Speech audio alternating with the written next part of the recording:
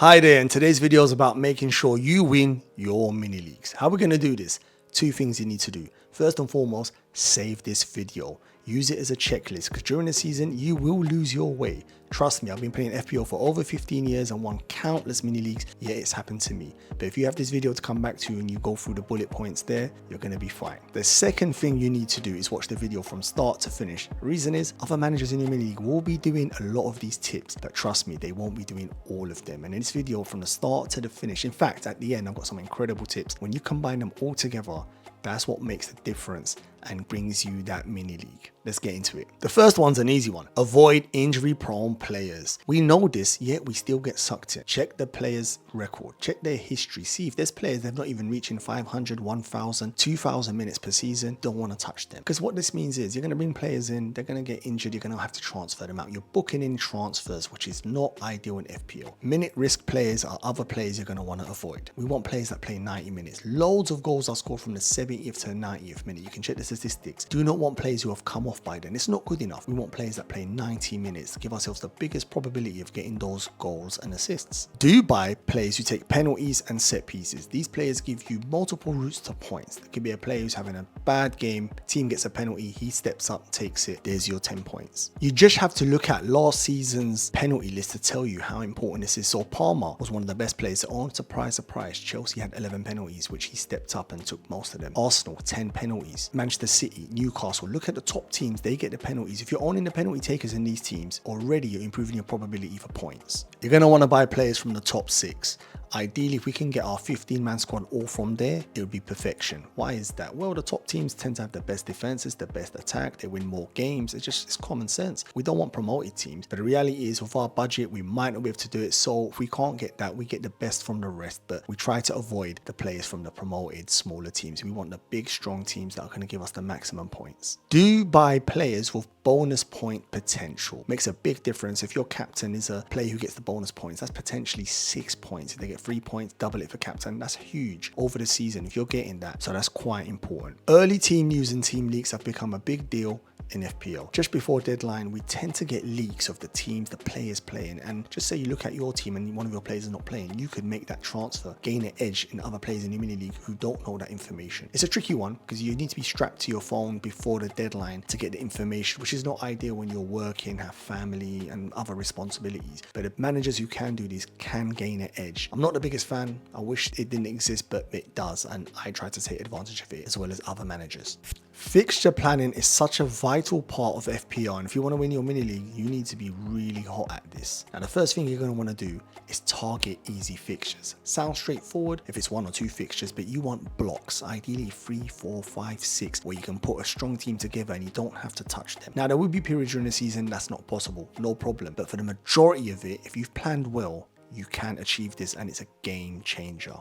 When planning fixtures, if you're ever stuck and you're not quite sure which team is the favorite for this fixture, which game is the easier game, use data. Data-driven decisions will always help you whenever you're stuck or in a 50-50 decision. There are companies out there that will have the odds that show you which team's more likely to win, which team's more likely to score more goals. Don't be scared to use that data. Good fixture planning should hopefully allow you to roll more transfers. And this season, official FPL have allowed us to roll 5. That's a game changer. For me, that means more emphasis on fixture planning. So make sure you look forward. Don't just look at the next game week. You want to look 3, 4, 5, 6 game weeks down and hopefully do all that important planning. And the last point with fixture planning is always keep in the back of your mind captaincy. We're going to speak a bit more about that later on, but for now, just make sure every week you've got one of your big hitters in your squad that has a good fixture. So it's very, very important when you're planning, you're thinking, oh, who am I captaining this week? Who am I captaining that next week?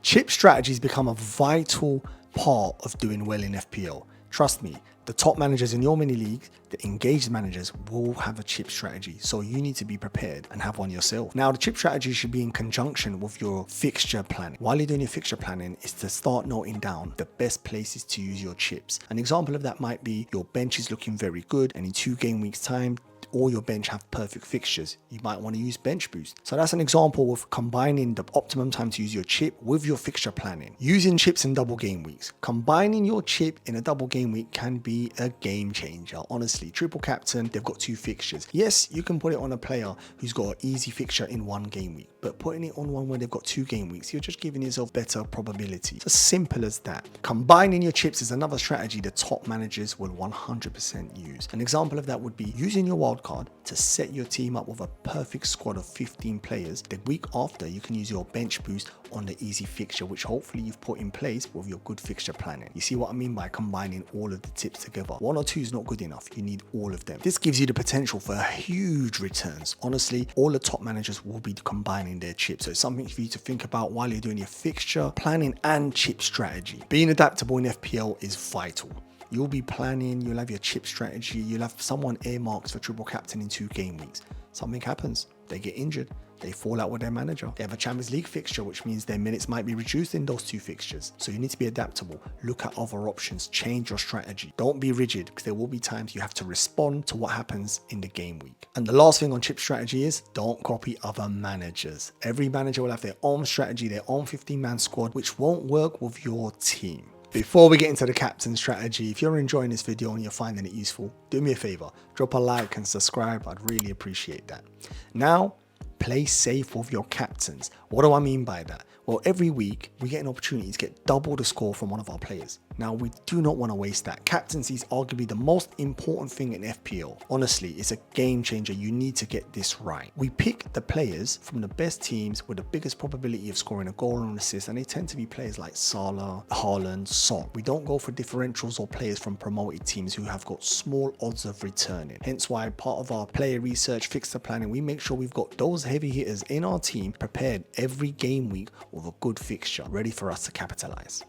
You just need to look at last season's champion and look at the players he captained and how many times he captained them, and look at the returns. Honestly, it could change your game week from a poor game week to a very good game week. He captained Haaland 15 times, he returned 12 times, 268 points just from Haaland. That's 17.9 points per game. That's ridiculous. Then Salah was next, 13 times captain, returned 8 times. Son was next. So you get the picture. There's not many differentials there. There's not many players from promoted teams. No, captaincy is the one place where you don't take gambles. You try your best to pick a sure thing. When picking your captain, use the player research we spoke about earlier on. So set piece takers, players that play 90 minutes, players that score the most goals, players that play for the top teams, players that have the most motivation. All of these important things, you're going to need that.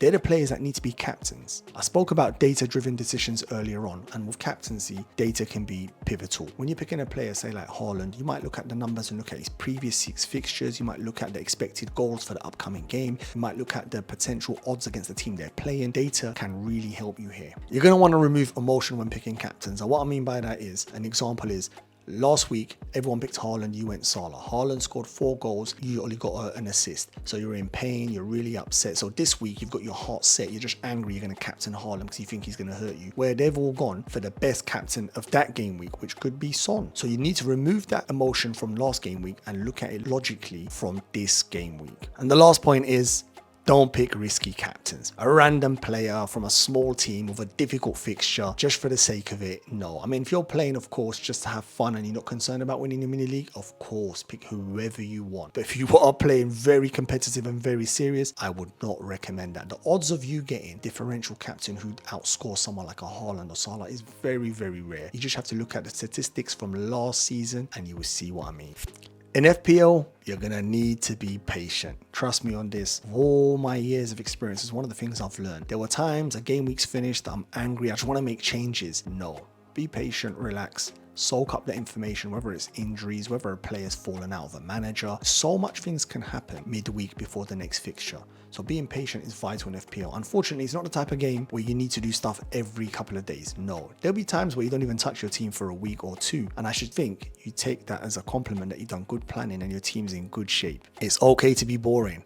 Playing boring in FPL at times is a good thing. This is not the type of game where you're going to get them high octane changes, everyday changes. No, if you want that, you're going to want to play either drafts or play FPL challenge. There's other modes to quench that thirst. This style of FPL management requires you at times to be very boring and not do much. The exciting part comes from seeing your team on the weekend when it's locked in and doing the research and reading, planning your next change. Avoid taking hits or making early transfers. Now this kind of goes together with being patient, because loads of us, we've all been there, had a bad game week. You've watched your player you've transferred in do nothing, get taken off for the 57th minute. You've waited for the week after and he's done the same again. Guess what? You still need to wait. Be patient. The week after could be different. The manager could give you an update. There could be loads of information that could make that decision much more easier. So don't go early with transfers. No rage transfers. It's something that we've all done as well, and that could cost you 4 points, which is huge in your mini leagues. So yeah, chill, don't make early transfers. Soak that information in. Do the research before making the transfers. This goes back to the point, whether it's player research, fixture research, chip research, all of that research we spoke about earlier on comes back to this point. Before you make the transfer, all of those points you need to go through and make sure you're aligned and you're doing the right things. And lastly, FPL is a marathon and not a sprint. So it's small gains every week. In your mini league, don't be looking to get 40 more points than your nearest opponent. No, that's such a rarity. No, you need small gains. 5 points gain here, 3 points, 5 points, sometimes 8 points. That's huge.